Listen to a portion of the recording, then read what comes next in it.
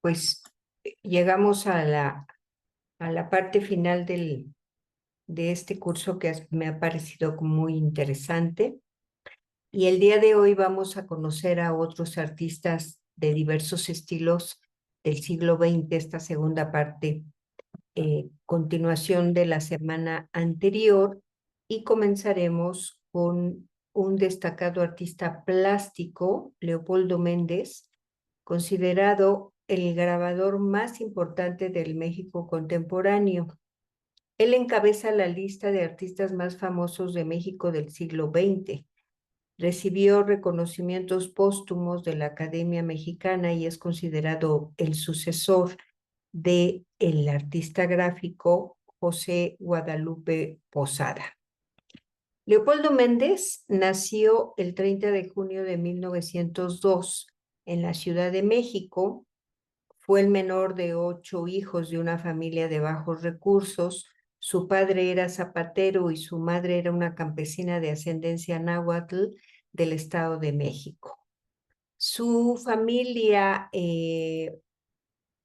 paterna fue muy activa políticamente. Por ejemplo, su abuelo murió durante la intervención francesa en México y su padre trabajó en contra del régimen de Porfirio Díaz a finales del siglo XIX y principios del XX.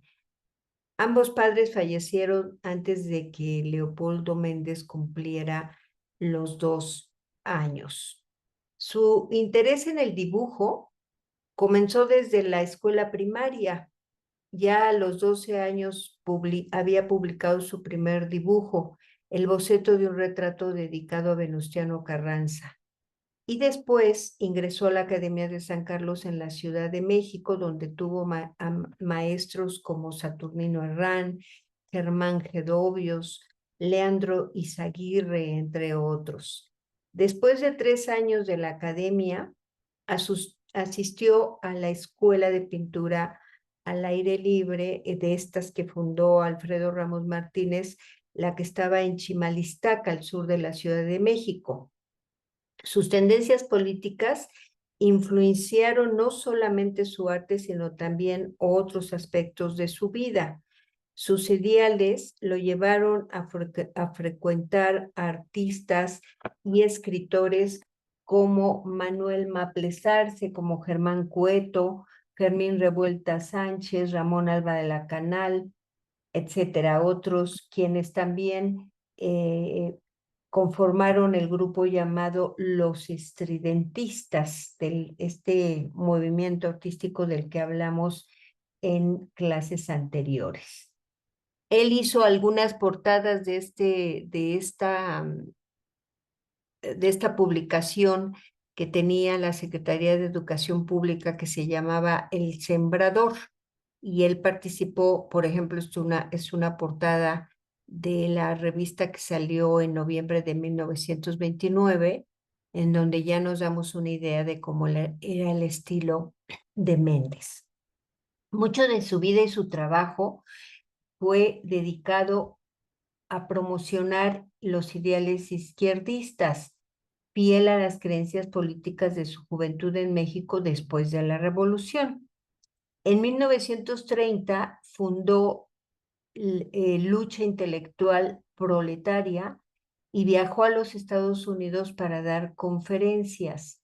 Y 3 años después fundó la Liga de Escritores y Artistas Revolucionarios, un grupo que produjo obras, exhibiciones y publicó su propia revista llamada Frente a Frente, en la cual ilustraron, además de él, Pablo O'Higgins y otros artistas.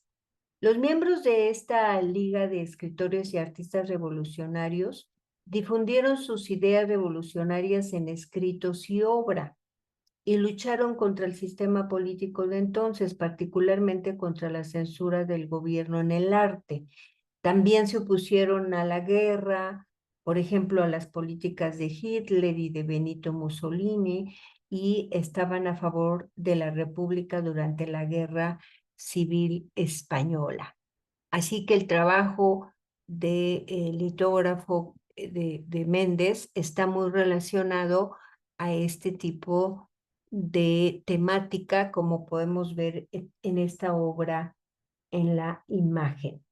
Hacia 1939, Méndez recibe la beca Guggenheim y se traslada a Nueva York, donde va a continuar asociándose con grupos de obreros. Una de sus creencias era que los artistas debían trabajar para el pueblo, lo que provocó que su situación económica siempre fuera muy modesta. En 1940, cuando David Alfaro Siqueiros y su grupo, integrado también por algunos miembros jóvenes del Taller de Gráfica Popular, tomaron por asalto a León Trotsky en su casa de Coyoacán, otros miembros del taller se vieron incriminados y Leopoldo Méndez fue arrestado, aunque posteriormente se le liberó sin cargos y fue, bueno, pues fue liberado entonces. Aquí vemos otra de sus obras, este grabado en madera de hilo que está en la colección Blaisten, en donde Leopoldo Méndez representa a un guerrillero de la armónica. El tema de la revolución va a estar siempre presente en la obra de Méndez. La mayoría de su obra fue producida en la segunda mitad de los años 40 y expuso realmente en muy pocas ocasiones. La primera gran exhibición que tuvo fue en 1930, aunque viajó a Los Ángeles como colaborador de Carlos Mérida. En 1945 tuvo una exposición individual en el Instituto de Arte de Chicago y otra más un año después en el Instituto Nacional de Bellas Artes y Literatura en México. Y ese mismo año creó un mural con Pablo Higgins llamado La Maternidad y la Asistencia Social en la clínica número 1 del Instituto Mexicano del Seguro Social. En 1956 realizó su segundo mural grabado a gran escala dedicado a José Guadalupe Posada, a quien admiraba en los talleres. Bueno, él admiraba muchísimo a Posada. Este grabado a gran escala que hizo está destruido actualmente, lo realizó para los talleres gráficos de la Nación, pero se encuentra este homenaje que realizó hacia 1956 en pequeño. Hay varios grabados, este en particular está dentro de la colección Blastein, pero es un grabado que es quizá de los más conocidos de Leopoldo Méndez. Un grabado muy interesante que realizó Méndez es este que veremos a continuación. Es un grabado en madera que fue realizado en el año que marcaría el fin de la Segunda Guerra Mundial y sería un preludio de una activa participación de este autor y sus colegas de la gráfica popular, que estaba centrada en promover gráficamente distintas iniciativas en pro de la paz mundial. De acuerdo con la interpretación realizada por el caricaturista Rafael Barajas, esta estampa que se encuentra ahí en el Museo del Estanquillo, más que una advertencia de lo que puede venir, es en realidad un recuento de los años que acababan de pasar, durante los cuales el grabador, ante la amenaza fascista que pesaba sobre México, realizó un trabajo consistente de propaganda gráfica. El historiador de arte Justino Fernández la considera como la obra maestra de Leopoldo Méndez, una imagen que ha sido objeto de una amplia fortuna crítica. Otro historiador, Francisco Reyes Palmas, apuntó que en su narrativa múltiple, apoyada por la profundidad de planos, la complejidad compositiva y el juego de desproporciones y escalas, este grabado enlaza soluciones propias del monumentalismo de la pintura mural. Después de la Segunda Guerra Mundial, el artista se concentró en problemas relacionados con la paz mundial y sus esfuerzos políticos se volvieron internacionales, así que en Viena el Consejo Mundial de la Paz le otorgó el Premio Internacional de la Paz en 1952. Un año más tarde viaja a la Unión Soviética. La obra de Leopoldo Méndez se encuentra en instituciones como Chicago, Nueva York, Praga, Moscú, Varsovia y mayormente en los museos de arte gráfico y en México, en colecciones privadas como la de Carlos Monsiváis, esta que está en el Estanquillo justamente, también en la de Andrés Blaisten, que tiene su museo virtual, y el Instituto de Artes Gráficas de Oaxaca, que en algún momento estuvo dirigido por Francisco Toledo. Francisco Toledo, dentro de su colección, también poseía obras de Leopoldo Méndez. Pero además de todo esto, realizó algunas imágenes, por ejemplo, una serie de 10 grabados en linóleo realizados para la película Río Escondido, dirigida por Emilio el Indio Fernández en 1947, una película que fue producida por Raúl de Anda. Esta imagen pertenece a esa serie y destaca también entre los créditos del filme la participación del reconocido fotógrafo Gabriel Figueroa, que era un fotógrafo eh, que hizo muchas películas en el siglo de oro mexicano, en esa época del oro del cine mexicano.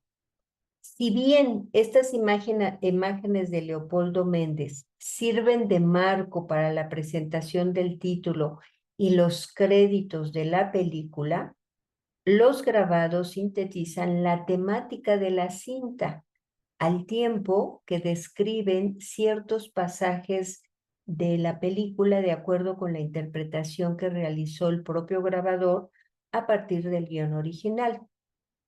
Esta serie de trabajos sería la primera de varias contribuciones del artista para la industria del cine mexicano, entre las que también se cuentan las estampas realizadas para filmes como el Pueblerina y Un Día de Vida, también del Indio Fernández.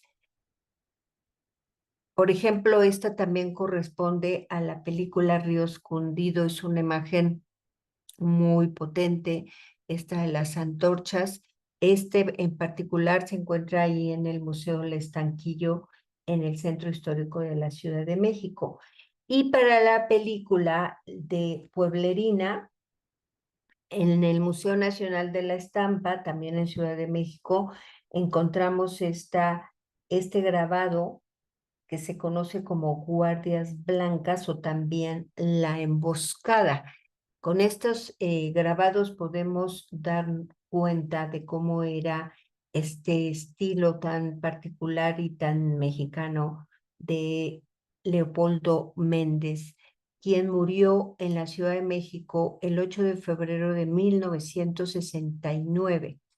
Un año más tarde, el Museo del Palacio de Bellas Artes le organizó una exhibición a manera de homenaje y como parte de los reconocimientos póstumos, la comunidad de investigadores lo coloca en el mismo grado de importancia que poseen Diego Rivera o José Clemente Orozco.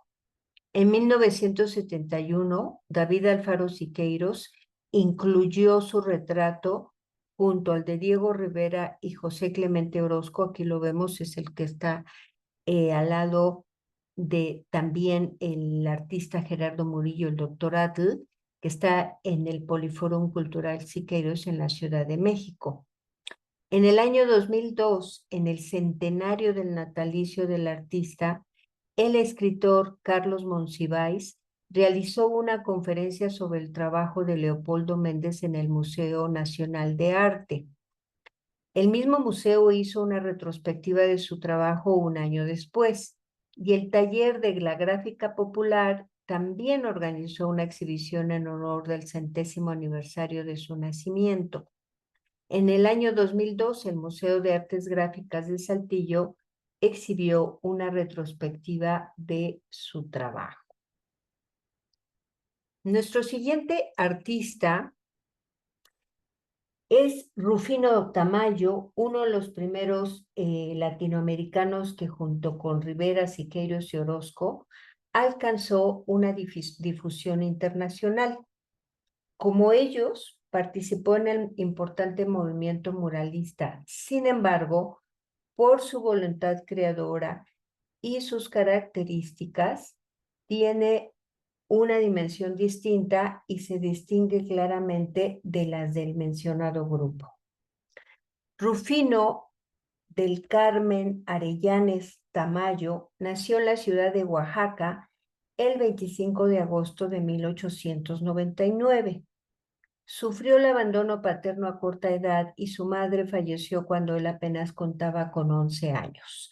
Sus primeros estudios formales los realizó en la Escuela Nacional de Pintura, Escultura y Grabado de La Esmeralda.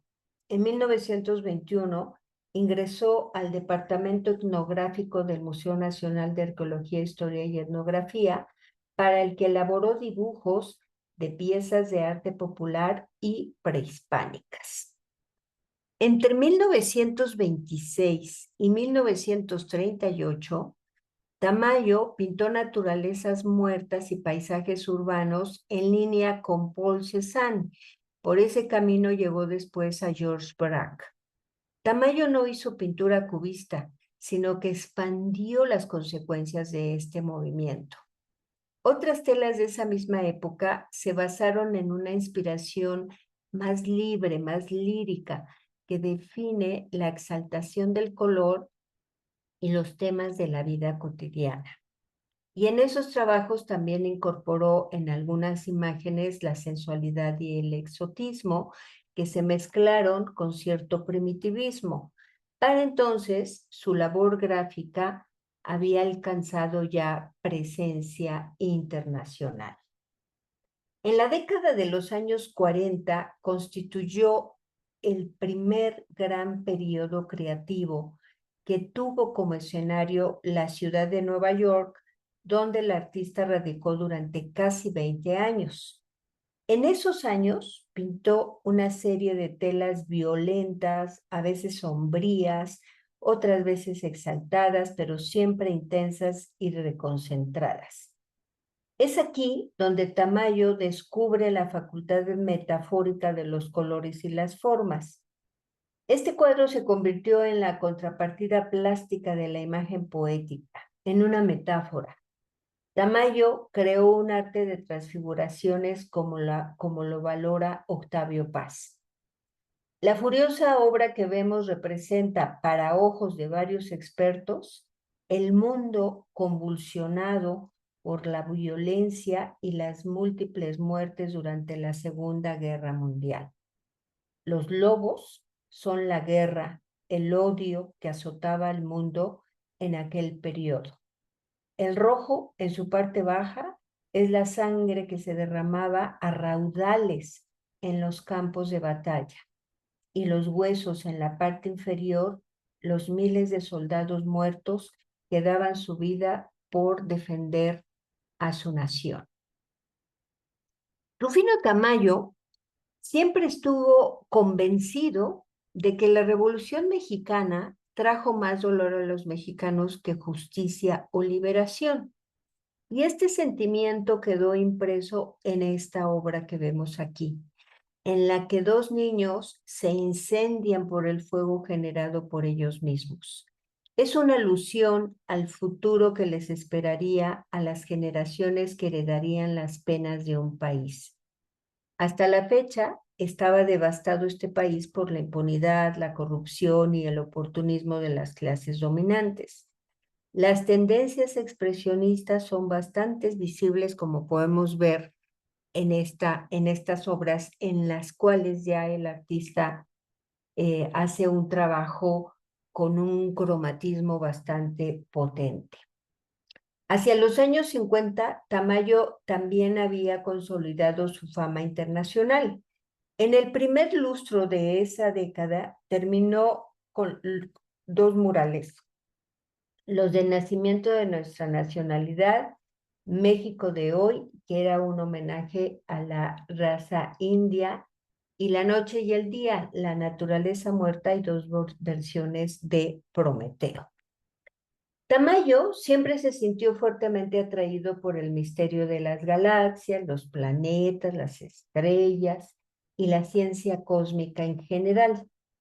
Para él, la pintura era una especie de universo propio que se rige bajo sus leyes y que se alimenta de la imaginación del pintor, que a su vez es otra especie de galaxia llena de infinitos misterios. Ese sentimiento lo plasmó en esta obra que brilla por la evidente fascinación del hombre por descubrir lo que se aloja en la inmensidad del mar estelar. Vemos en un primer plano a un hombre, es una pintura ya muy abstracta de Tamayo, en donde se puede identificar a este hombre que mira al infinito, mira ese cielo, lo mira de día, lo mira de noche, con toda esa inmensidad que encuentra en el cielo. Al término del decenio, el artista aprovechó los adelantos técnicos para imprimir en su obra gráfica una insólita delicadeza y una sorprendente originalidad. El artista también hizo algunos trabajos de litografía y hacia 1964 realizó este mural para el Museo Nacional de Antropología. Está alojado en el vestíbulo Jaime Torres Bodet y está inspirado en la cosmogonía náhuatl. Tamayo plasma en la obra las dualidades de la lucha entre el bien y el mal, la luz contra la oscuridad, la bondad frente al odio. Es un cruento enfrentamiento entre Quetzalcóatl, representado por la serpiente turquesa, y el dios Tezcatlipoca, que lo representa por el furioso jaguar. Las tonalidades contrarias, rosado contra azul, son el día y la noche. Es un mural fantástico ahí en antropología. Y el 29 de octubre de 1971, Rufino Tamayo y su esposa donaron este otro mural a la Organización de las Naciones Unidas en Nueva York.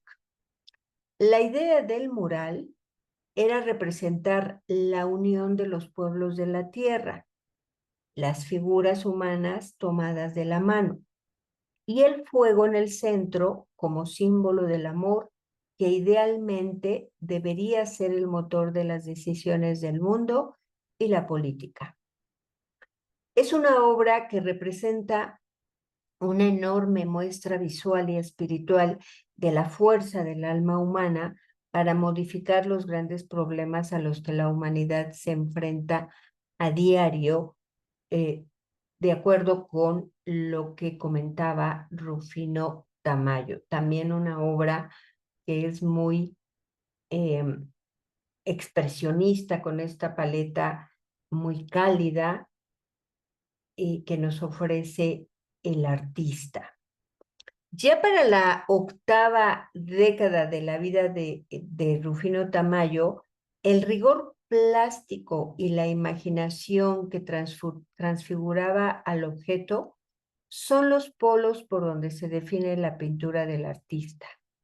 La compleja síntesis a la que llegó el creador incluía el arte prehispánico, el arte popular y rasgos de las distintas vanguardias internacionales. La obra del artista puede sintetizarse en las siguientes palabras de Octavio Paz. El elemento reflexivo es la mitad de Tamayo. La otra mitad es la pasión que nunca se degrada. La belleza no es proporción ideal ni simetría, sino carácter, energía, ruptura, expresión. Este vitral lo realizó para representar la bóveda celeste, una de las obsesiones de Tamayo que reflejó en gran parte de su obra. Está realizada por completo de vidrio y tiene un peso de 10 toneladas.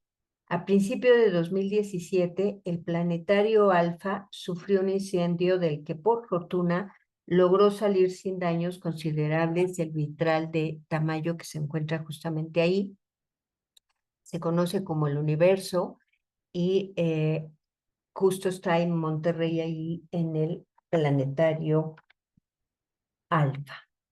Hacia 1990 terminaría la que sería su última obra, esta que vemos aquí, del muchacho del violín.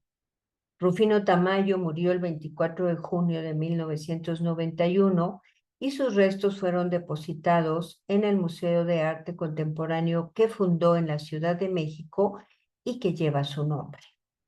Sobre su trabajo, el propio Tamayo expresó: en cierta forma, toda mi vida habla de amor. Llegué a la conclusión de que el amor es la mejor razón para vivir. Amor en un sentido universal, amor a la naturaleza, a los objetos, al trabajo mismo. Contemplo la tierra y el espacio, observo, pinto y siento que va surgiendo en mí un gran amor. Nuestro siguiente artista fue una de las figuras líderes del arte moderno mexicano. Alfredo Zalce, además de pintor, se destacó en el grabado y en la escultura. Nació el 12 de enero de 1908 en Pátzcuaro, Michoacán. A temprana edad, su familia se trasladó a la Ciudad de México, donde realizó sus estudios de primaria y secundaria, y a los 16 años comenzó a trabajar como fotógrafo para mantener sus estudios en la Escuela Nacional de Bellas Artes, en donde se formó de 1924 a 29. Sus maestros fueron, entre otros, Germán Gedovios, Leandro Izaguirre, Juan Pacheco, José María Lozano y Carlos Dublán. Paralelamente se integró al movimiento estudiantil a favor de la autonomía universitaria y la lucha por la reforma de la Escuela de Artes Plásticas, encabezada por Diego Rivera. En 1928 fue invitado a participar en la muestra colectiva Artes e Industrias en Sevilla, España, en la que recibió el premio del segundo lugar de pintura. Al comenzar los años 30, pintó un mural para la fachada de la Escuela Rural de Ayotla en Tlaxcala y asimismo fundó la Escuela de Pintura y Escultura en Taxco, Guerrero. Y un año después estudió litografía con Emilio Amero en la Academia de San Carlos, editó 15 obras y 3 de ellas fueron seleccionadas para ilustrar un poema de Bernardo Ortiz de Montellano publicado en la revista Contemporáneos. También tomó clases de escultura con Guillermo Ruiz en la Escuela de Talla Directa en el exconvento de la Merced, o sea, la Esmeralda. Asistió también a los cursos de Diego Rivera y en 1931 participó en una exposición colectiva en la Sala de Arte de la Secretaría de Educación Pública. Y como otros artistas de la época, también realizó grabados de este tipo que vemos aquí, en donde se refiere a un tema más bien costumbrista, una marcha que hicieron algunos boleros en aquella época. Hay una obra interesante en la colección Blaisten en donde retrata a 2 niñas, una de ellas es su hija Beatriz, acompañada de una amiga, Las dos visten de blanco de pies a cabeza y posan como si fuera un anticuado retrato de estudio. Esa circunstancia nos recuerda que los padres de Salce eran fotógrafos. Esta obra fue realizada cuando Salce, como tantos de su generación, ganaba un sueldo como maestro de dibujo en la Secretaría de Educación Pública y también fungía como misionero cultural para la propia Secretaría. El artista guatemalteco naturalizado mexicano Carlos Mérida describiría su sensible línea, la pureza en el gusto para la forma y una gran sobriedad cromática que cubre la gama toda de los grises y los azules y los rojos. Esta obra tiene esas cualidades anticipadas por Mérida, mismas que Salce desdeñaría como miembro de la Liga de Escritores y Artistas Revolucionario y activo militante del Taller de la Gráfica Popular, pero a las que regresaría en las últimas décadas de su vida. Entre 1932 y 1935, Salce se desempeñó como profesor de dibujo de la Escuela Superior de Construcción en las escuelas primarias de la Secretaría de Educación Pública del entonces Distrito Federal. Y de esa época es también el fresco, las lavanderas que pintó en la Escuela Daniel Delgadillo. Es un fresco, no lo encontré, pero que se refiere más al tema que vemos aquí en este grabado. Tuvo su primera exposición individual de pintura y obra gráfica en la Galería Posada de la Secretaría de Educación Pública. Fue miembro de la Liga de Escritores y Artistas Revolucionarios y hubo también en algún momento hizo otro mural, otro fresco en el vestíbulo de la escuela Doctor Balmis, ahí en la Ciudad de México, pero ese posteriormente fue destruido. En 1935 realizó los primeros grabados en madera y formó parte de las misiones culturales de la SEP. Y 2 años más tarde fue miembro fundador del Taller de la Gráfica Popular. Y también fue ilustrador. Por ejemplo, ilustró con 40 grabados en color el libro que se conoce como El Sombrerón de Bernardo Ortiz de Montellano. También ilustró el libro Quinchil. Aquí vemos parte de esos dibujos que realizó. En la derecha el sombrerón, a la izquierda está la portada del libro Quinchil de Martín Luis Guzmán. Hizo algunas viñetas y grabados en madera, y esta obra fue seleccionada por el Museo de Arte Moderno de Nueva York para ser incluida en la colectiva 20 siglos de arte mexicano. Alfredo Salce fue un artista que experimentó con varias técnicas y con varios temas. En esta obra, por ejemplo, podemos apreciar una influencia postimpresionista, nos recuerda un poco el estilo de Cézanne, pero claro, traído hacia la temática mexicana. En esta naturaleza muerta, Salce utiliza una pintura muy empastada, lo que le va a dar una gran expresividad a la composición. Y también, hacia 1945, viaja por el sureste de México, por Yucatán, por Campeche, por Quintana Roo, y se dedicó a la edición de una serie de 8 litografías que integraron la carpeta Estampas de Yucatán para el Taller de la Gráfica Popular, con un prólogo que escribió Jean Charlotte. Aquí vemos algunas de esas imágenes, también con la cual podemos ver el estilo del artista. Era un estilo vanguardista y lo podemos notar más en esta obra que realizó cuando, después de que se presenta después de que presenta una exposición retrospectiva de sus dibujos y grabados en el Palacio Bellas Artes, en 1948, funda en Uruapan, Michoacán, el Taller de Artes Plásticas y posteriormente se va a Morelia. Y de esa época es esta obra de 1949, que es una mirada a ese momento de la erupción del volcán Paricutín, cuya actividad terminó 9 años después y que nos recuerda también mucho de la obra del doctor Atl. Es un tipo de estilo son muy parecidos, un tipo de estilo muy expresionista, con trazos muy concretos, muy geométricos.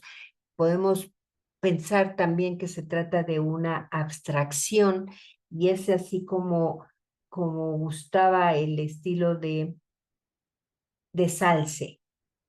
Cuando en 1962 es nombrado director de la Escuela de Pintura y Escultura de Morelia, año en el que en el Museo Nacional de Arte Moderno de Bellas Artes de la Ciudad de México también presenta una perspectiva del artista de 30 años de labor. Bueno, pues ese mismo año realiza estos murales para el Palacio de Gobierno del Estado, ahí en Michoacán. Gente y Paisaje de Michoacán se llama los murales que están ahí, en donde vemos ese estilo muy de la época.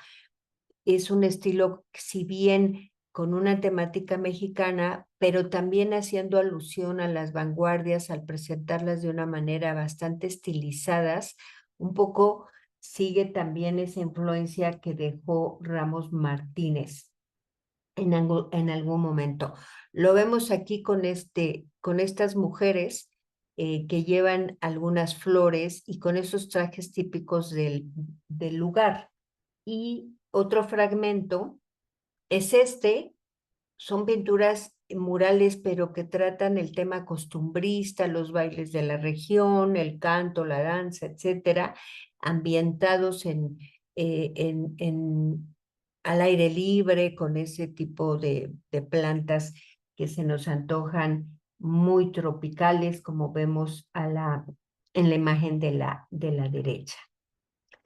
En 1981, el Museo de Arte Moderno organizó otra gran retrospectiva del artista a manera de homenaje, exhibiendo pinturas, dibujos, esculturas, tapices y piezas gráficas. Al igual que José Guadalupe Posada y Leopoldo Méndez, Alfredo Salce tuvo una gran influencia sobre otros movimientos artísticos, no solamente en México, sino en otros países, como es el caso del Grupo Espartaco en Argentina. El Museo de Dibujo de la Ilustración de Buenos Aires atesora una importante colección de obras de estos artistas, algunos de los cuales fueron expuestos en la muestra que se realizó en 2008 y que se llamó Resistencia y Rebeldía. Aquí hace un homenaje a Alfredo Salce justamente a José Guadalupe Posada y sus calaveras. Recordemos cómo Posadas crea este tipo de imagen que se vuelve muy famoso y casi ya una tradición en México.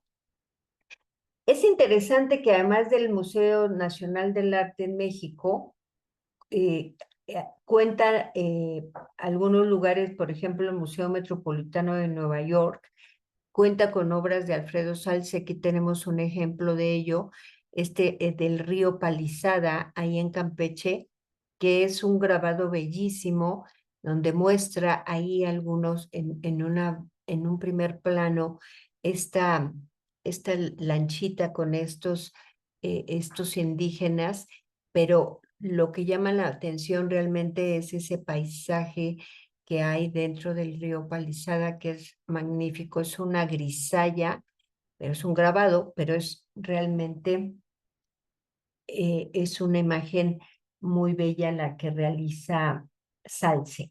Pero también hay obra de él en el Museo Nacional de Estocolmo, en Suecia, también, por supuesto, en la colección Andrés Blaisten en México, en el Museo Nacional de Varsovia en Polonia, o sea que es un artista que también alcanzó niveles internacionales.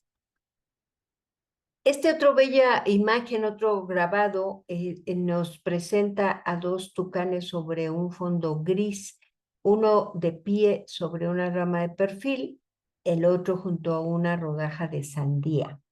Y aunque las sandías no son endémicas de México, su producción y asociación con las áreas tropicales las vincula con los tucanes, convirtiendo a ambos en una representación del México tropical en el imaginario. Las sandías eran muy populares en la escena artística mexicana de ese momento. Varios artistas la tomaron como modelo.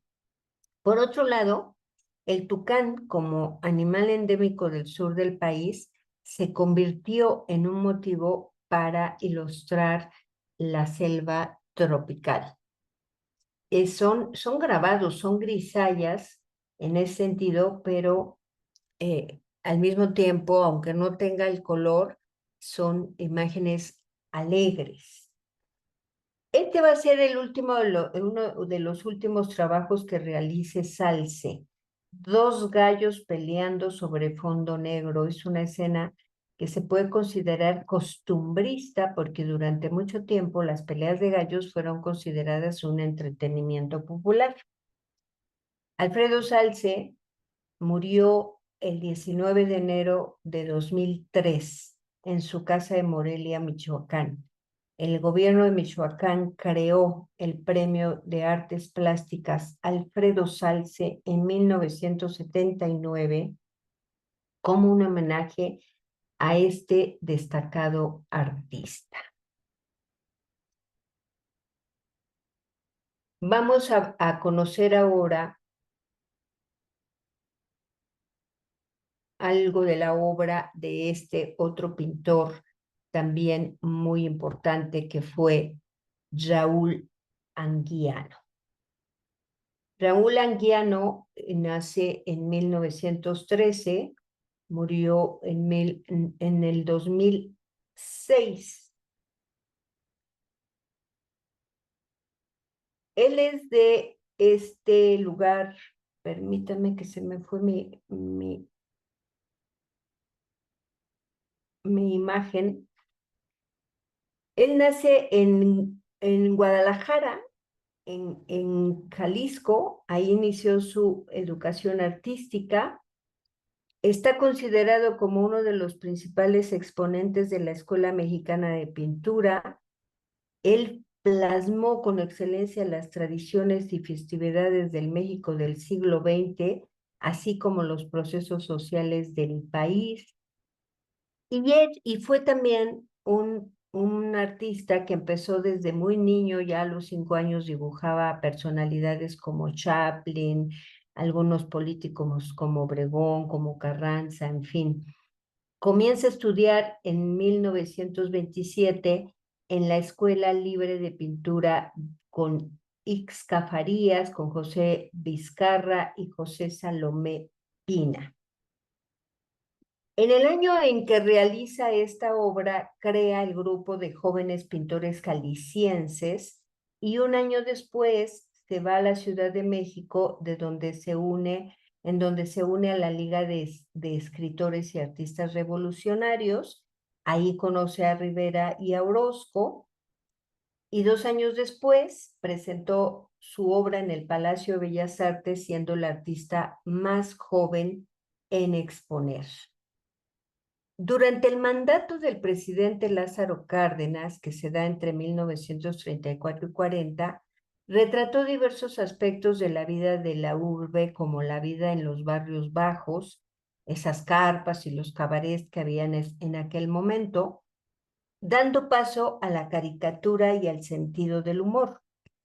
En 1938 fundó el Taller de la Gráfica Popular junto con Leopoldo Méndez, con Alfredo Salce y otros artistas.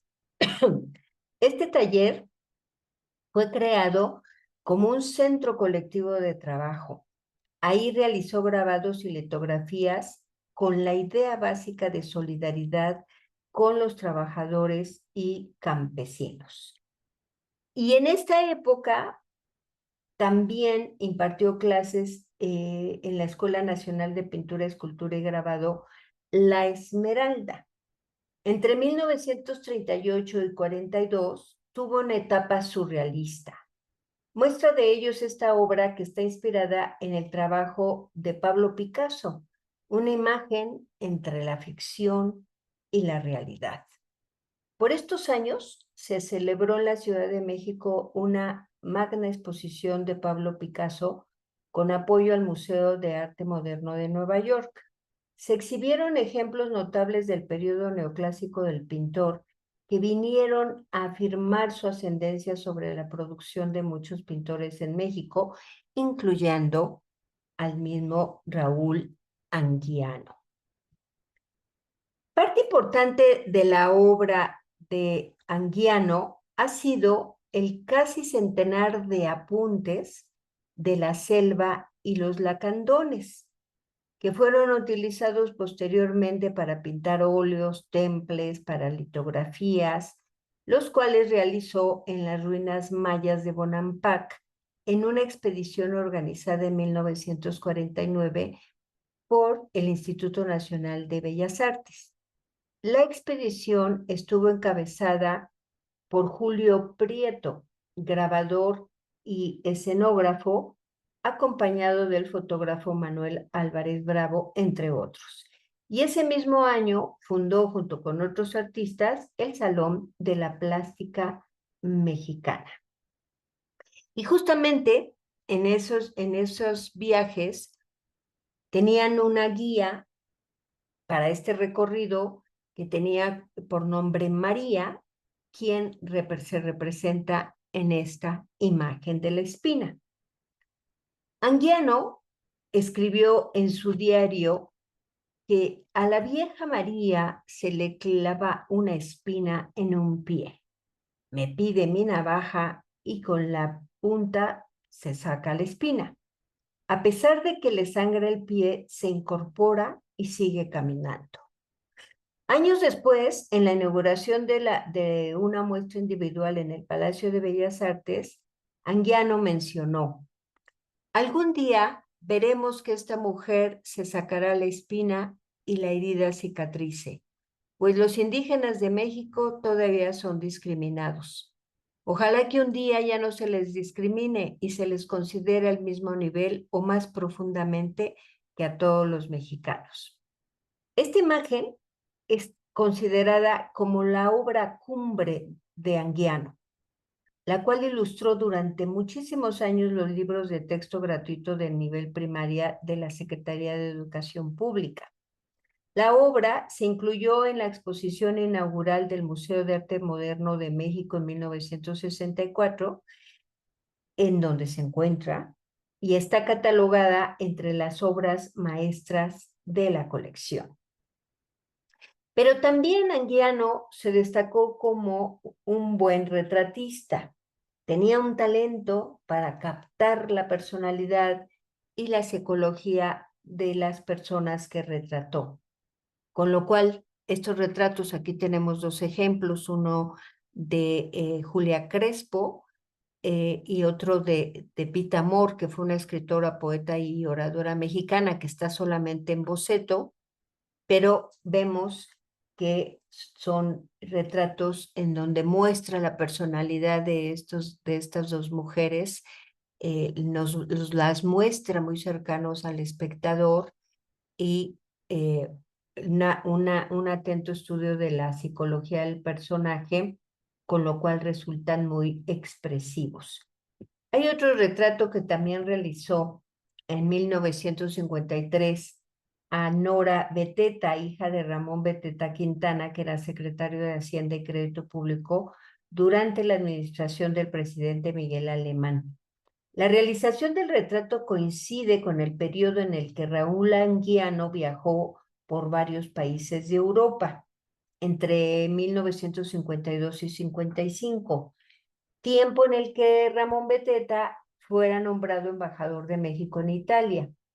por lo que Anguiano retrató a una Nora de aproximadamente 16 años, una joven de ojos azules, cabello rubio y un rostro lozano con un inmaculado vestido blanco que solamente lleva algunos adornos en la parte superior y que acompaña esos tonos cálidos de la piel, las mejillas y labios, logrando un contrapunto con el azul de sus ojos y del fondo. Un azul que funge como un cielo carente de nubes y de un horizonte muy bajo. Un retrato muy clásico, podríamos decir. Raúl Anguiano presentó sus obras en alrededor de 100 exposiciones individuales y colectivas en diversos museos y galerías en Cuba, en Chile, Colombia, Brasil, Francia, Italia, la extinta Unión Soviética, Israel, Alemania, Japón y Estados Unidos. Y entre los temas que abordó se encuentra el México rural, el indigenismo, las fiestas populares, las tradiciones y la religiosidad. Se dedicó a pintar paisajes, gente citadina y campesinos principalmente. Aquí un trabajo de la colección de la Academia de Artes, una litografía de esta mujer con rebozo. Entre los temas que abordó se encuentra ese México rural indigenista, como esta mujer que vemos aquí, temas costumbristas, labores que hacían algunas de los indígenas que retrató. Este también es parte de esa colección en donde vemos también el estilo muy particular de Anguiano, ya de esta época de los años 80. Pero también el artista hizo murales, hay dos en el Museo Nacional de Antropología.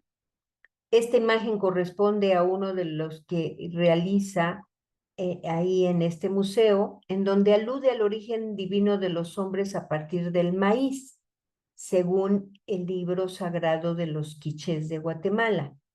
Anguiano optó por la libertad interpretativa de las religiones antiguas y nos muestra a un pintor de estilo realista, cuyas figuraciones contrastan con el empleo de una superficie cóncava y el uso de modelos plásticos tomados de códices.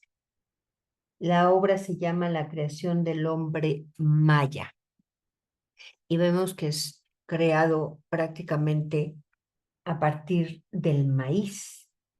En el segundo mural realizado en el Museo de Antropología, el artista recrea mitos y símbolos con una función didáctica, destacando la personal idiosincrasia y su estilo artístico.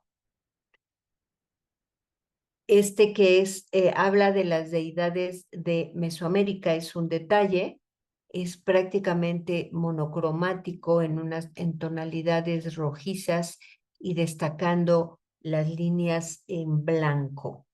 Pero realizó otros murales, por ejemplo, en la Cámara Nacional de Comercio, en la Secretaría de Relaciones Exteriores, en la Procuraduría General de la República, creo que ahora es Fiscalía, y en el extranjero, su obra se encuentra en el Consulado General de México en Los Ángeles, en el Museo Bowers de Santa Ana, California, y hay un mural de 70 metros cuadrados en East Los Ángeles College. Y justamente Anguiano estaba trabajando en este mural, la evolución del Instituto Politécnico Nacional a través de 70 años cuando fallece. El mural fue concluido gracias a una recreación digitalizada realizada por Alejandro Caballero, uno de sus últimos discípulos, y se encuentra ubicado en la Coordinación General de Formación e Innovación Educativa en Zacatenco, en la Ciudad de México, en el norte. En vida del pintor, el Palacio de Bellas Artes fue escenario de su obra en 3 ocasiones, en 1949, en 1982 y en 1992, las dos últimas como homenaje y retrospectiva. En 2006 se realizó la exposición póstuma Raúl Anguiano 1915 2006 en el antiguo Colegio de San Ildefonso. Ahora vayamos a conocer a un artista plástico mexicano, Günter Gerzo, que tenía ascendencia húngara-alemana y que se destacó como pintor, diseñador de escenarios, escritor, director de teatro y cine, y se formó y formó parte del movimiento artístico conocido como La Ruptura. Günter Gerzo nació el 17 de junio de 1915 en la Ciudad de México. Fue hijo de Óscar Gerzo, un inmigrante húngaro que falleció algunos meses después de que naciera Günter. Su madre, Dor Wendland, de origen alemán, contrajo segundas nupcias con un joven alemán. En 1922, la joven familia viajó a Europa afectada por el desorden económico prevaleciente tras la Revolución Mexicana. Y 2 años más tarde regresan a México, pero el matrimonio pronto se disolvió. La estrechez económica obligó a Dor a enviar a su hijo a Lugano, Suiza, en donde se encontró en medio de una colección de pinturas de su tío, el doctor Hans Wendland, que incluía trabajos de Pierre Bonnard, Rembrandt, Paul Cézanne, Eugène Delacroix y Tiziano.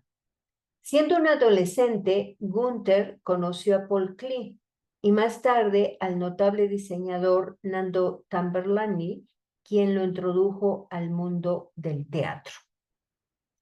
Debido a las dificultades ocasionadas por la Gran Depresión de 1931, Günter dejó Europa y regresa a la Ciudad de México, en donde se dedicó a diseñar bosquejos para escenarios, a escribir obras de teatro. Luego de 2 años, comienza a trabajar en una productora local de teatro dirigida por Fernando Wagner. En 1935 obtuvo una beca para estudiar en la Playhouse de Cleveland, donde durante 4 años diseñó más de 50 escenarios. En las décadas de 1940 y 50, trabajó como escenógrafo en la industria cinematográfica de México, Francia y Estados Unidos. Ganó 5 premios Ariel como mejor diseño de producción. En aquellos años colaboró con directores como el Indio Fernández, Luis Buñuel, Yves Allégret o John Huston.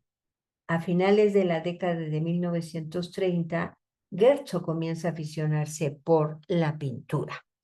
Esta es una escenografía de la película El Bolero de Raquel de Cantinflas, y generalmente vamos a encontrar varias de las películas de la época en donde aparece su nombre como productor de diseño, Günter Gerzo.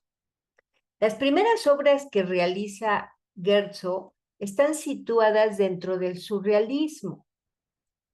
Poco a poco se va a ir decantando más por una pintura abstracta decorativa. Esta es de las primeras obras que empieza.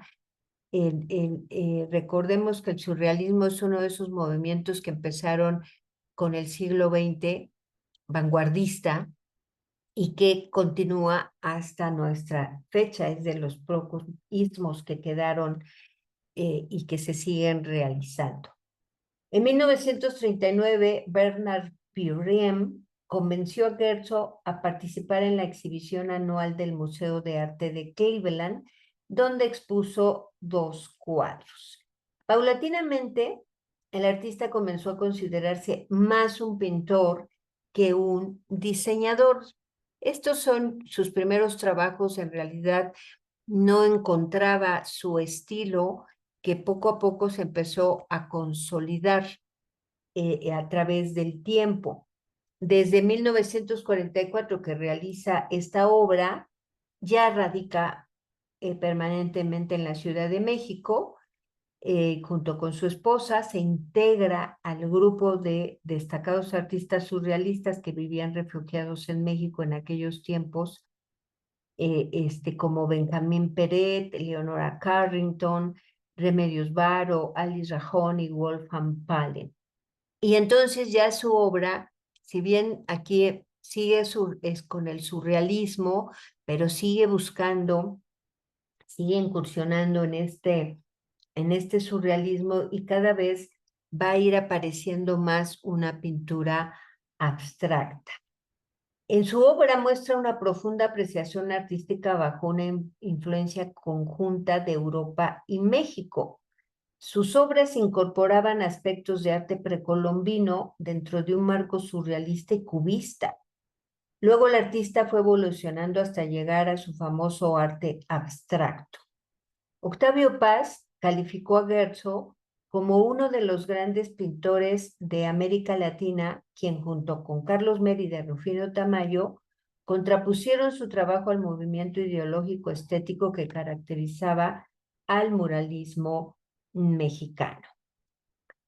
Hacia finales de la década de los 40, las abstracciones geométricas de Guerzo combinaban el espacio restringido del cubismo con vistas abiertas del surrealismo tardío. Su estilo se caracterizó por glaseados, como vemos en esta imagen, como ricas joyas, afiladas formas arquitectónicas, la sugerencia de un espacio subterráneo a la misma vez erótico y psicológico. Finalmente, el artista encuentra su estilo con el cual empezará a trabajar cada vez más. Empieza a crear estas imágenes un poco a manera como si estuviéramos viendo construcciones desde lo alto, en varios planos que va haciendo el artista utilizando diferentes colores. Es ya una abstracción utilizando formas geométricas, pero sobre todo expresándose a través del color y de los distintos planos en donde podríamos colocarnos como si estuviéramos viendo una construcción arquitectónica desde una parte alta, pero todavía en momento de construcción y en donde puedes ir viendo cómo los diferentes planos se van construyendo. Son imágenes que prácticamente las hacía el artista como de manera decorativa, no buscaba como darles un significado profundo, sino más bien ir jugando con estos planos. El propio artista comentaba que decía, mucha gente dice que soy un pintor abstracto. En realidad, yo pienso que mis pinturas son muy realistas. Son realistas porque expresan con exactitud todo lo que yo soy y al hacerlo son hasta cierto punto sobre todos los demás. Además del cubismo y el surrealismo, sus pinturas hacen referencia al arte precolombino y a los paisajes variados de México. Es decir, es un abstraccionista mexicano más importante que se da en el siglo XX. En 1973, Guerzo fue galardonado, se le fue otorgada una beca de la Fundación Guggenheim y en 1978 recibió el Premio Nacional de Bellas Artes en México. La Academia Mexicana de Artes y Ciencias Cinematográficas lo reconoció con 2 premios Ariel honorarios en 1994 y en el año 2000, año en que fallece el 21 de abril. Esta es una bella imagen que efectivamente los invito nuevamente a pensar que estamos viendo la imagen desde lo alto y sí que nos recuerda de repente en alguna parte, sobre todo en esta central, como si estuviéramos viendo las escaleras de una pirámide. O sea, son formas abstractas, pero a la vez son distintos planos que por la manera en que los coloca nos da esa sensación de pues de una estructura, básicamente.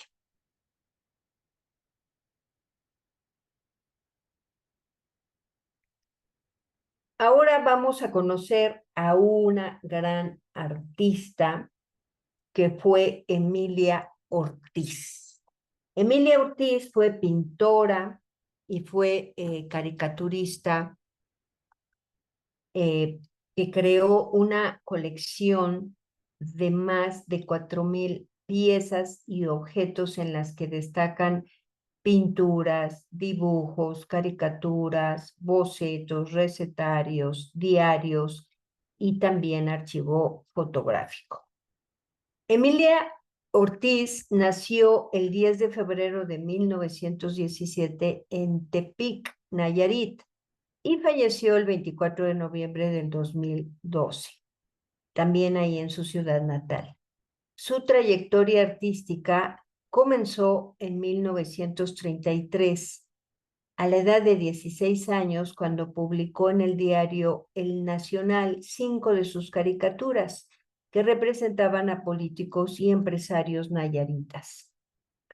Su padre, al ver la habilidad que tenía para el dibujo, la inscribió en clases de pintura ahí en la ciudad de Tepic.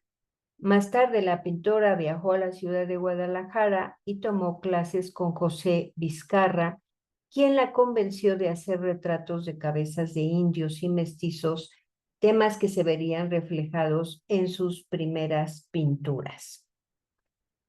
En 1939, Emilia y su hermana Estela viajaron a la Ciudad de México para continuar sus estudios en la Escuela Nacional de Bellas Artes con los maestros Manuel Rodríguez Lozano y Luis Ortiz Monasterio.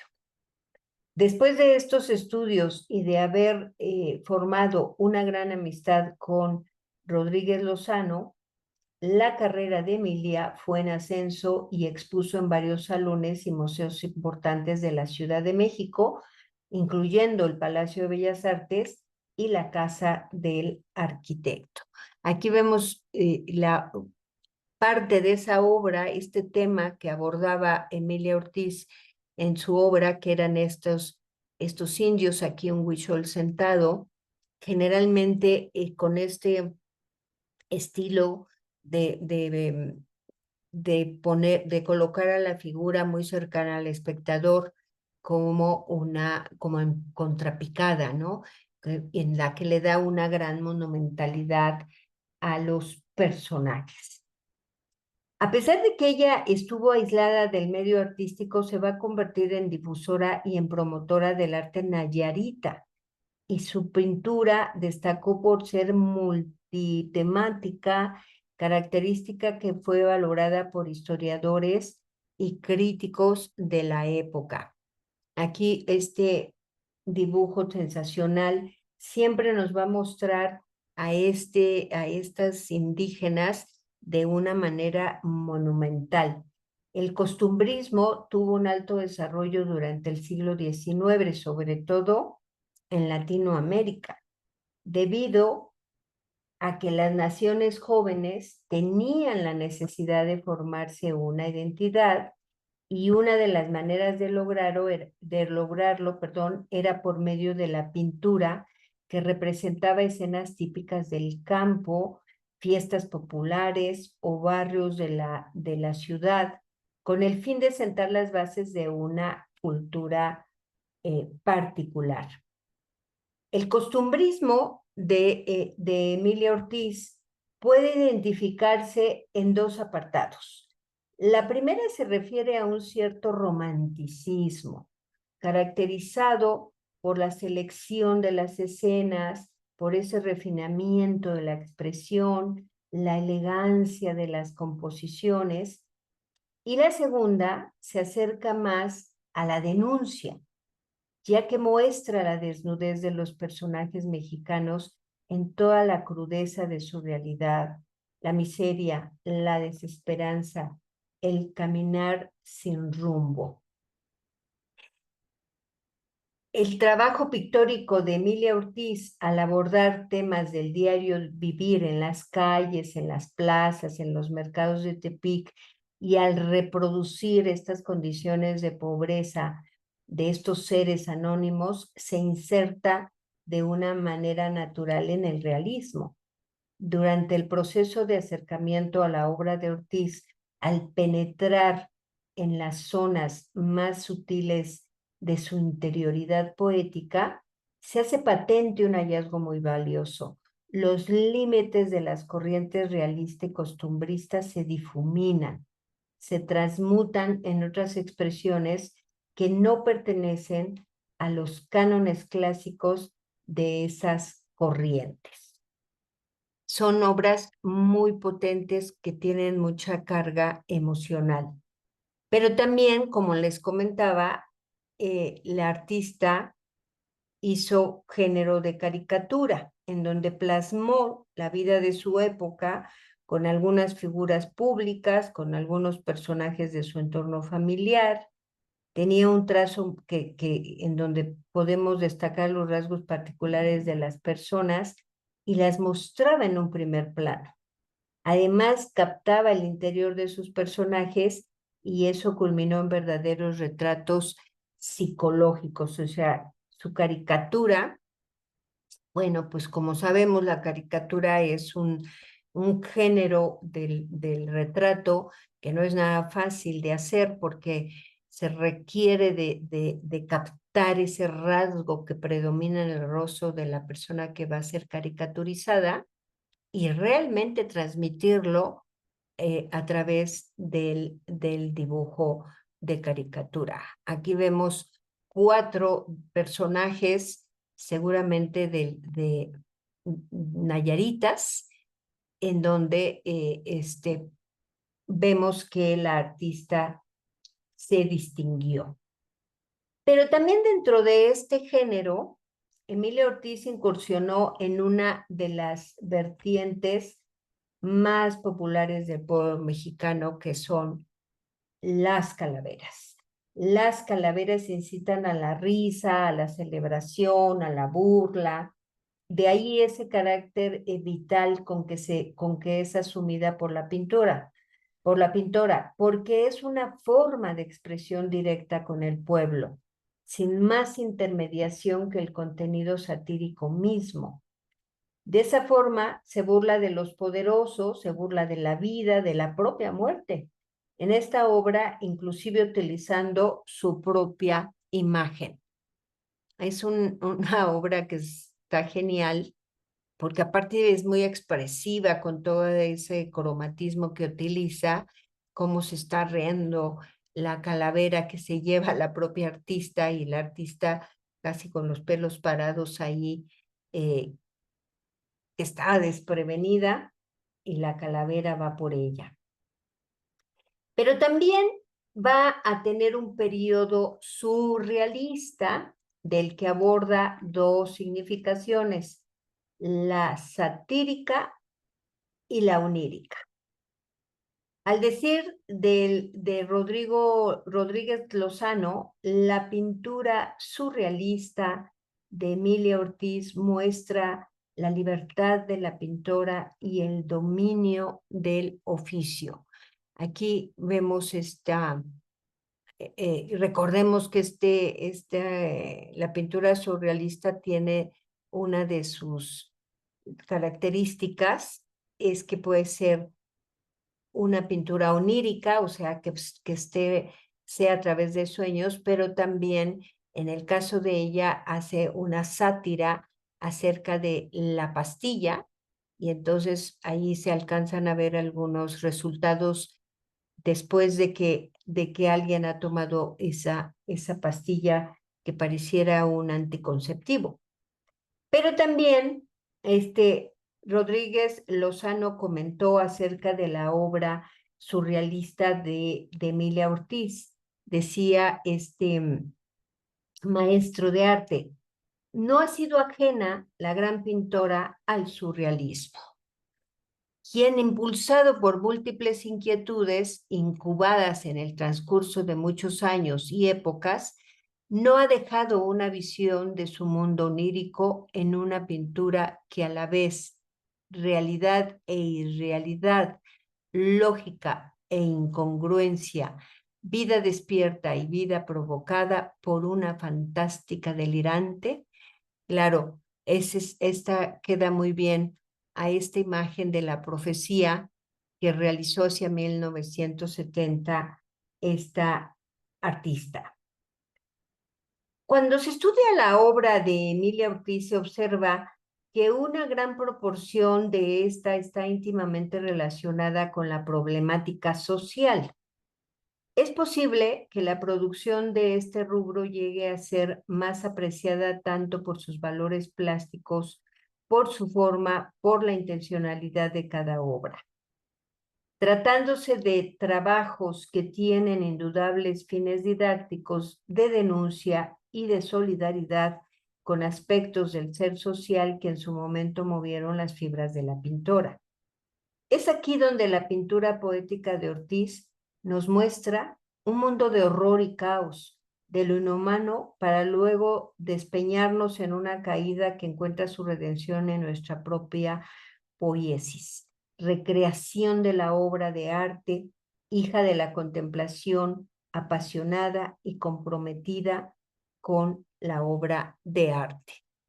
Aquí una imagen de una huelga estudiantil que realiza hacia 1980 y que nos retrata justamente a la juventud en esta tonalidad fría, pero con una gran fuerza y potencia que tiene la imagen.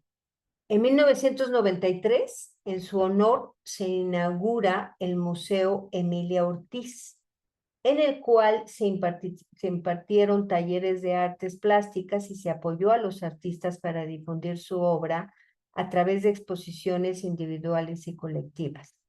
En 2008, el museo cierra sus puertas en sus antiguas instalaciones para trasladarse al Centro de Arte Contemporáneo Emilia Ortiz, que abrió al público en 2010. Tras su fallecimiento en 2012, la obra y el trabajo de la pintora dejan huella en su estado por ser de las pioneras del arte moderno y por haber impulsado a los artistas locales y a romper las reglas clásicas de la academia para crear nuevas tendencias plásticas. Es importante mencionar que a lo largo de su vida creó su propio acervo, el cual está cargado de un gran valor que los nayaritas le han dado. En el Centro de Arte Contemporáneo Emilia Ortiz se expone temporalmente parte de su obra, dependiendo de la temática y la serie que se quiera mostrar. Aquí en este caso es una exposición que se realizó ahí en el centro acerca de la temática de caricatura que abordó la artista. Son muchos los artistas mexicanos de los que podemos hablar, pero el tiempo pues se acaba, así que no quiero dejar a algunos de ellos fuera de este curso, entonces hablaré de algunos de ellos, pero de una manera mucho más, no me detendré tanto, sino que vamos a ver una obra y hablaremos de algunos artistas destacados en el siglo XX.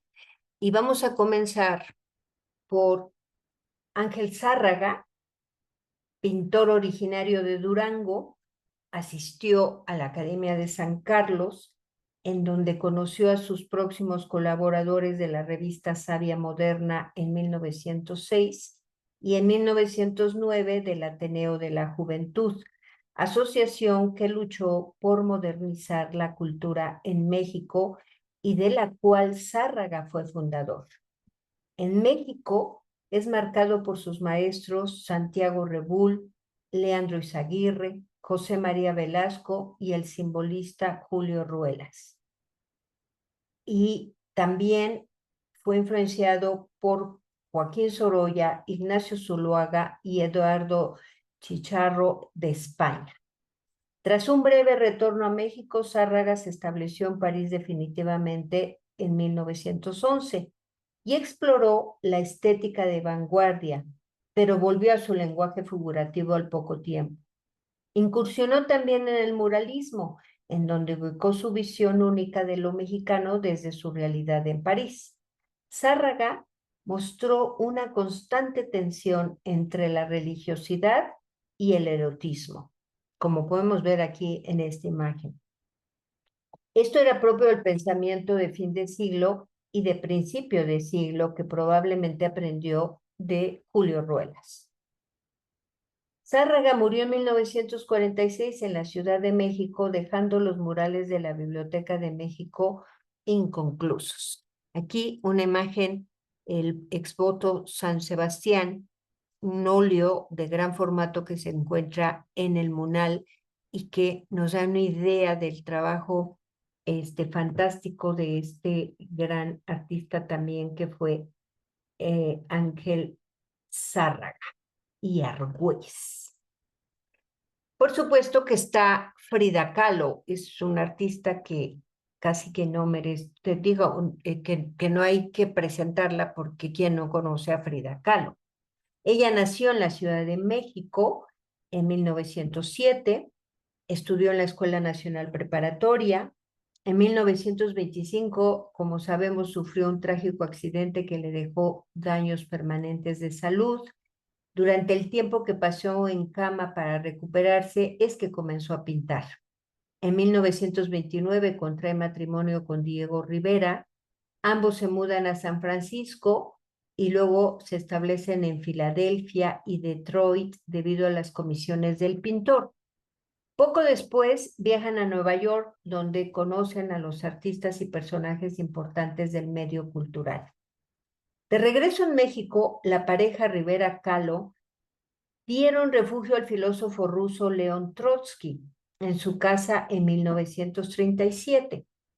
Y también la artista estableció contacto con André Breton, el promotor del surrealismo, cuando viajó a México. Kahlo exhibió su trabajo en París en la década de los 40 y en sus últimos años dio clase en la Escuela de Pintura y Escultura La Esmeralda.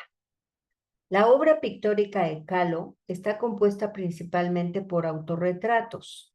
Su estilo se caracteriza por un marcado influjo popular y por la experimentación con las formas de expresión vanguardista. Yo diría que sería expresionista. Su interés por lo mexicano atrajo la atención sobre su pintura y sobre su propia imagen. En últimas décadas, su obra, como todos sabemos, se ha convertido en un ícono cultural del país. La artista falleció en la Ciudad de México en 1954. Este es uno de sus más destacados autorretratos, con collar de espinas, recién que se había divorciado de Diego Rivera, aunque al año siguiente se volvió a casar con él. Otro artista importante fue Jorge González Camarena. Él es de Guadalajara, Jalisco. Nació en 1908, ingresó a la Escuela Nacional de Bellas Artes, donde fue ayudante de Gerardo Murillo, el doctor Atl, y formó parte del grupo de alumnos que promovió la renovación del plan de estudios con Diego Rivera como director. Desde su época como estudiante, publicó artículos y dibujos en revistas y periódicos. Además, trabajó en publicidad. Se dedicó principalmente a la pintura de caballete. Llegó a producir más de 2,000 piezas de temáticas diversas, principalmente nacionalistas e históricas. Por otro lado, realizó labores de restauración de monumentos coloniales, lo que inició su interés por la cultura indígena y prehispánica. Igualmente, también impulsó la conservación de edificios antiguos, como el Castillo de San Juan de Ulúa en Veracruz. Desde 1939 comenzó a pintar murales, entre los que destacan los realizados en el Palacio de Bellas Artes, el Museo Nacional de Antropología y la Universidad de la Ciudad de Concepción en Chile. Realizó esculturas y bajorrelieves de grandes dimensiones. El pintor experimentó con diversas técnicas, preparó sus propias pinturas con pigmentos naturales y creó una técnica geométrica de organización pictórica que llevó a cabo en sus obras y que se conoció como cuadratismo. En 1970 recibió el Premio Nacional de Ciencias y Artes. Camarena, González Camarena, falleció en la Ciudad de México en 1980.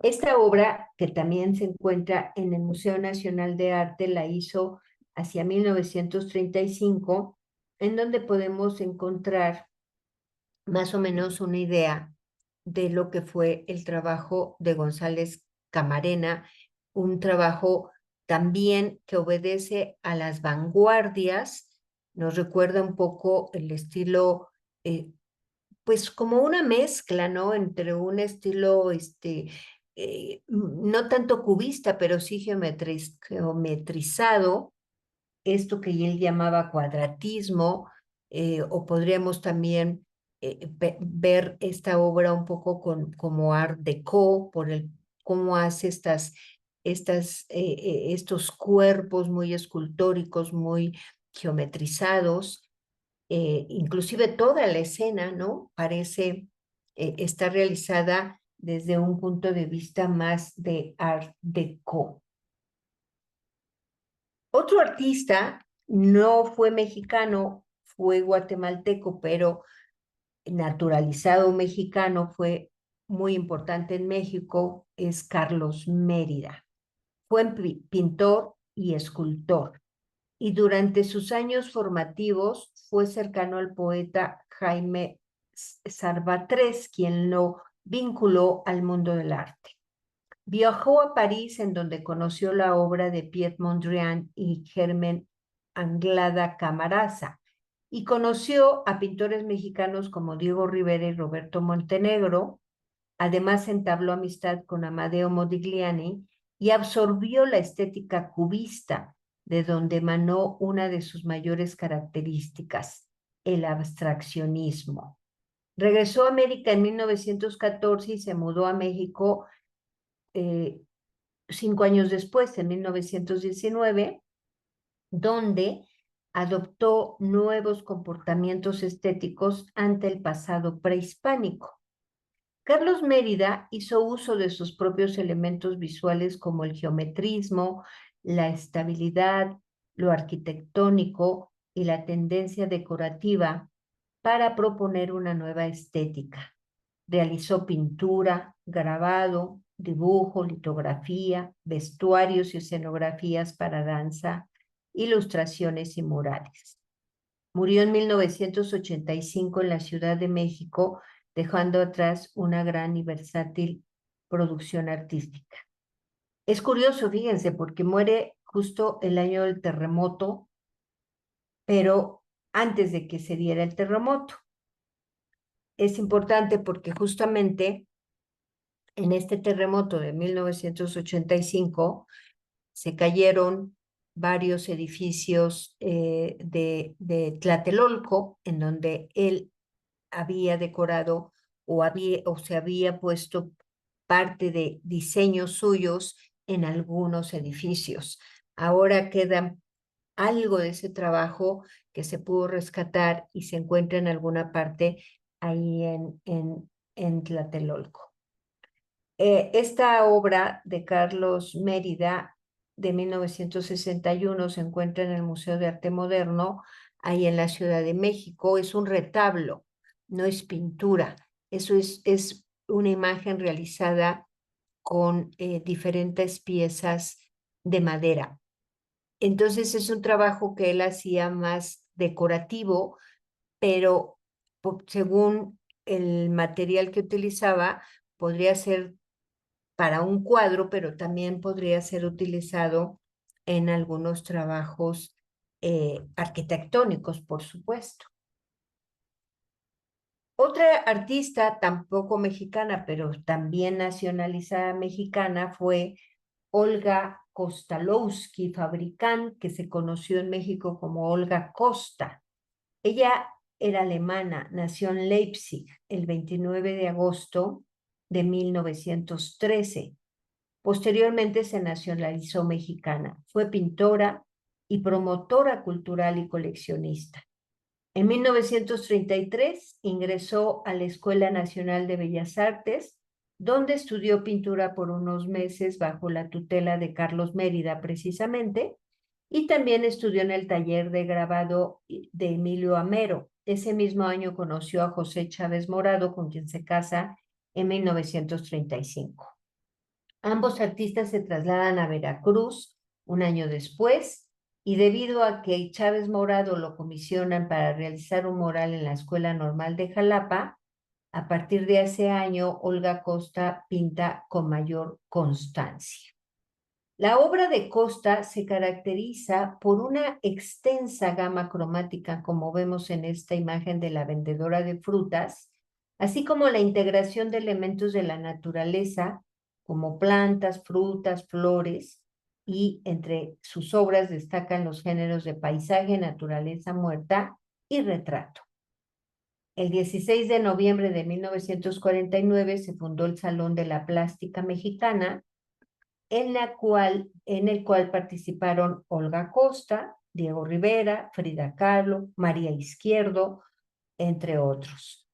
Olga Costa falleció en Guanajuato, donde ya vivía desde hacía tiempo con su esposo, y muere en el 28 de junio de 1993. De hecho, la casa que habitaron actualmente es casa museo, en donde se muestra toda la colección que tenía este matrimonio. La imagen que vemos aquí está en el Museo de Arte Moderno de la Ciudad de México, vendedora de frutas. Vemos cómo una mujer alemana se enamora también de toda la riqueza que hay en México desde todos los puntos de vista, sobre todo las costumbres, tanto que pinta esta obra magnífica de una vendedora de frutas, obra que hace hacia 1951, con una riqueza cromática sensacional, una riqueza también en cuanto a todos los productos que podemos encontrar en cualquier mercado mexicano. Finalmente, otra artista que también nos llega de fuera y que también se nacionaliza mexicana es Leonora Carrington, pintora y escultora inglesa. Ella tuvo afinidad a las artes desde joven y, contra la voluntad de sus padres, asistió al Chelsea School of Arts. Poco después conoce al ya consagrado artista surrealista Max Ernst, quien la introduce a estos principios surrealistas. Posteriormente se muda a París y a partir de 1942 se establece en la Ciudad de México. Ella tuvo una vida muy difícil en Europa. Su padre la manda a un psiquiátrico. Cuando está a punto de mandarla a otro psiquiátrico, ella escapa, se va a la Embajada de México, ahí habla con Renato Leduc, que entonces era un funcionario diplomático, y que ella había conocido en algún momento, y se casa con él para poder llegar a México. Ya en México se separan. Ella posteriormente conoce a un fotógrafo, Chiqui Weiss, con el que se casa y con el que se establece en México y con el que forma una familia. Tienen 2 hijos.